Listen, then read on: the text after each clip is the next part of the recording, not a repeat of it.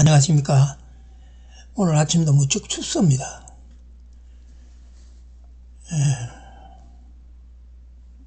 오늘 강의 시작하겠습니다. 오늘은 122회 어떤 나라 어떤 대통령을 원합니까? 어떤 나라 어떤 대통령을 원합니까? 유튜브에서 120년 전 서울 모습을 보았습니다. 아마 선교사가 찍었는지 그 사진이 있는 걸 보았습니다.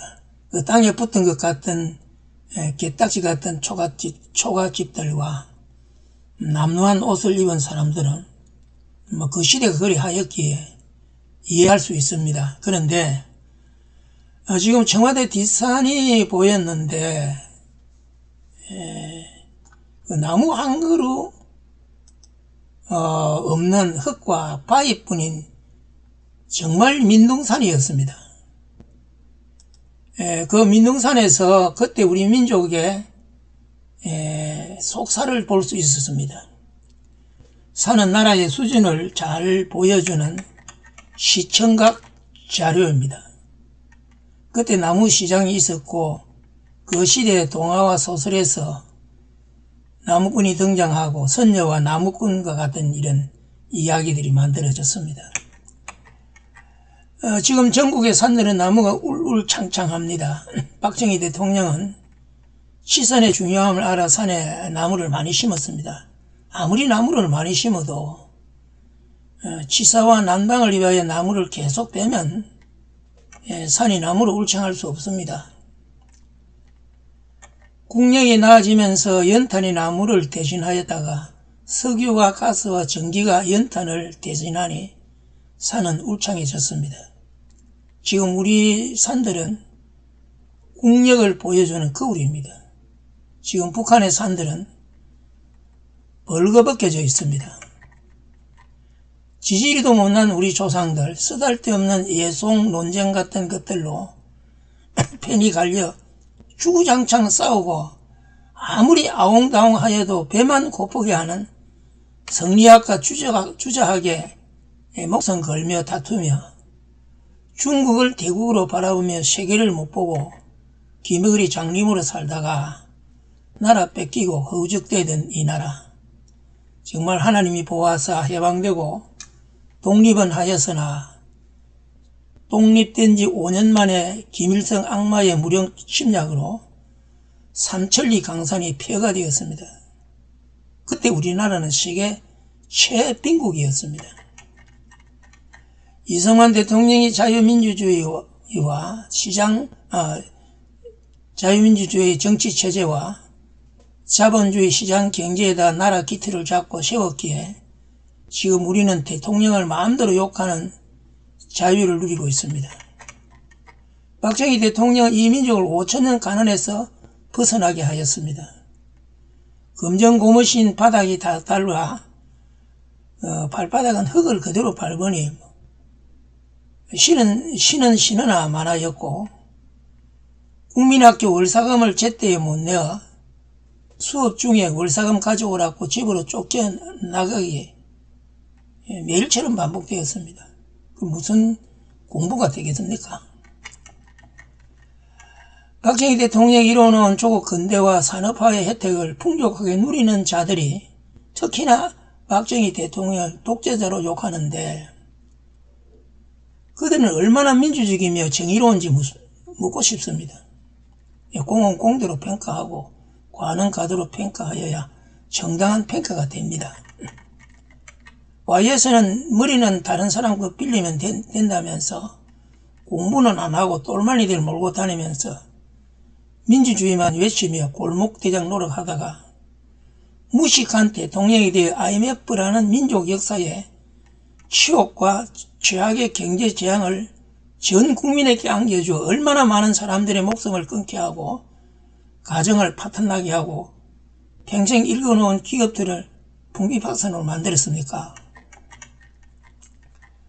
DJ는 노벨 평화상의 망령이나 북한 김정일에게 수억 달러를 상납하고 한반도에 평화가 정착되었다고 장담하였는데 그의 장담대로 지금 북한의 핵이 없어지고 한반도에 평화가 와 있습니까? 그가 범한 또 한 가지 민족 역적질은 동서를 갈라놓은 깊고 깊은 갈등입니다. 이 갈등의 깊은 골이 언제 어떻게 메워지겠습니까? 대통령 재임 시에 기업가에게 뇌물을 받고 퇴임 후에 검찰 조사를 받다가 부끄러워서인지 창피를 못 견뎌서인지 부엉이 바위에서 스스로 몸을 던져 죽은 사람을 그들의 신화와 전설을 만들어 놓고 노무현 정신이라는 이치에도 사리에도 맞지 않는 회의한 말을 만들어냈습니다. 참 이상한 나라의 괴상한 사람들입니다. 모자라도 한참 모자라는 또 한 사람의 대통령, 그 이름 문재인. 공상 소설 같은 영화 한 편 보고 멀쩡한 먼지는 폐쇄시키고 대체할 전기 만든다고 전국 구석구석 산들 찾아가 파헤쳐 앞으로 처치난감한 태양광 발전소 만들었고 최근에 들리는 소식 풍력 발전 고장나서 수리하려니 전기 생산 비용보다 더 든다고 비명소리 들리네요. 선신경비 풀어서 국가비 1,000조 원대라뇨. 퇴임 후에 잊혀진 사람으로 살겠다더니 양산 발치에 패거리들 불러 모으려 서점 만들었다는데 지금도 성업 중인지 모르겠네요. 지금 도시 서점들은 다 사라졌잖아요. 그런데 거기에 서점을 만든다는 게 가당찮은 일입니까? MB는 4대강 사업이라도 하여 이런 가뭄과 홍수 문제를 많이 개선한 업적은 남겼습니다. 그가 계획한 운하를 막지 않았다면 4대강 사업보다 훨씬 좋은 결과가 만들어졌을 것이라 생각됩니다. 현직 대통령이 무너지는 나라를 구하기 위하여 통치 행위로 적법 절차에 따르고 통치의 필요에 따라서 몇 시간 동안 발동한 계엄을 가지고 내란 전의로 만들어 정당한 법적 절차도 따르지 않고 감옥에 가다 놓은 나라가 정상적인 나라를 하겠습니까? 자기 당 대통령을 탄핵시키는 여당이 제정신을 가진 자들이 있는 당이며 그 당의 국회의원이라는 그놈들이 제대로 된 인간이라 하겠습니까? 정말 울분이 차오릅니다. 현직 대통령을 적법한 절차 없이 탄핵하는 무법한 대한민국 국회, 고 김동길 교수님은 대한민국 국회를 개사육장을 하였습니다. 대한민국 국회는 개사육장이면서 구정물통입니다. 구정물통에는 아무리 깨끗한 물을 부어도 바로 구정물이 됩니다. 대한민국 국회는 쓰레기장이기도 합니다. 온갖 잡쓰레기들이 모이는 곳입니다. 당장 치워버려야 할 한 곳이 있다면 대한민국 국회라 말하겠습니다. 대통령을 내란범으로 몰아가는 국내 언론들은 하이에나와 같은 무리들입니다. 보지도 말고 듣지도 말아야 합니다.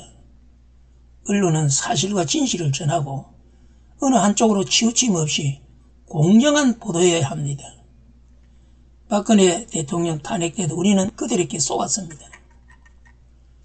부정선거가 불거졌어도 언론들이 침묵하는 걸 보고 만약 부정선거였다면 언론이 가만히 있겠는가? 순진하게 언론을 믿었습니다. 그런데 지금 보니 믿은 것이 어리석었습니다. 정치는 그 나라 국민의 수준만큼이라고 합니다. 죄인 수계와 같은 자가 대표로 있는 당을 제1당으로 만들어준 것은 국민들입니다.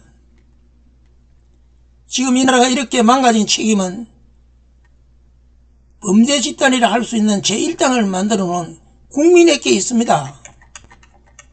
자기 행과 행수에게 입에 담을 수 없는 쌍욕을 하고 어느 배우에게 총각이라 속여 접근하여 1년 동안 무상연애를 하면서 교활하게 정글을 남기지 않고 그런 일 없었다고 딱 잡아떼고 자신이 데리고 있었던 부하를 모르는 사람이라고 부인하여 그를 죽음으로 몰아넣고 직장에 버카로 머리 감는 산푸 사고 샌드위치며 과일이며 쇠고기며 사먹고 아니라고 부인하는 사람을 대통령이 되게 하는 불의하며 거짓 때문에 비도덕적이며 망국적인 정신 나간 일이 일어나서는 안 되겠죠. 지금과 같은 나라가 되어서는 안 됩니다. 이런 나라를 우리의 후손들에게 물려주어서는 안 됩니다. 정상적인 나라를 만들어야 합니다. 나라 어디 있으나 정의와 공의가 넘쳐 흐르게 하여야 합니다. 주님의 말씀에 귀 기울여야 합니다. 아모스 5장 24절에 오직 공법을 물같이 정의를 하수같이 흘릴지로다. 신명기 16장 20절 너는 마땅히 공의만 쫓아라 그리하면 내가 살겠고 내 하나님 여호와께서 내게 주시는 땅을 얻으리라. 아모스 5장 15절 너희는 악을 미워하고 선을 사랑하며 성문에서 공의를 씌울지어다. 만군의 하나님 여호와께서 혹시 요셉의 남은 자를 긍휼히 여기시느니라. 미가서 3장 1절에 내가 또 이르노니 야곱의 두령들과 이스라엘 족속의 치리자들아 청컨대 들으라. 공의는 너희 할 것이 아니냐. 나라는 국민이 바로 세우고 굳건히 지켜야 합니다. 지금은 왕의 나라가 아니라 국민의 나라입니다. 국민은 정의와 공의 편에 서야 합니다. 그래서 정의와 공의의 터자와 나라를 세우고 정의와 공의를 지키는 사람을 대통령이 되게 하여야 합니다. 이스라엘의 정의와 공의가 무너졌을 때 나라가 무너졌습니다.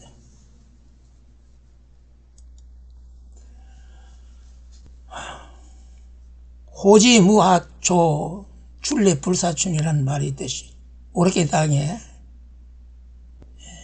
꽃이 없으니 봄이 와도 봄과 같지 않다는 그런 말이라고 그러죠. 입춘이 지났고 정월 대부분도 지났는데도 계속해서 날은 추웠어. 한 주간 추웠고 죄송합니다. 이번 주간 또 춥다고 그럽니다. 그렇지만은 오는 봄 누가 맞겠습니까? 한 주간도 주님 은혜 가운데서 평안하기를 기도하겠습니다.